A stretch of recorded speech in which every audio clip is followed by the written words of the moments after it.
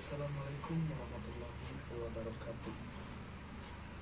Sampurasun langkung tipayun hayu urang panjatkeun puji sareng syukur kehadirat Allah Subhanahu wa taala, Tuhan Nu Maha Esa utus masyian urang hidayah sareng inayah janten dina poe ieu urang tiasa tempel dina kaayaan sehat walafiat.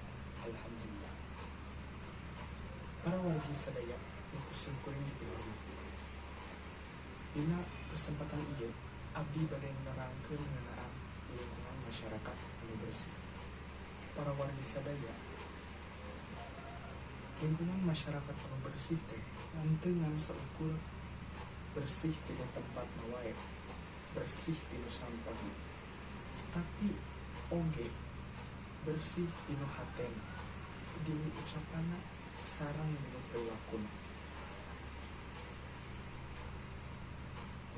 Percuma urang boga tempat nu bersih tapi lingkunganna kotor. Hayu mulai ayeuna urang kurang-kurangan ngagogoreng batur, kurang-kurangan urang ngomongkeun batur.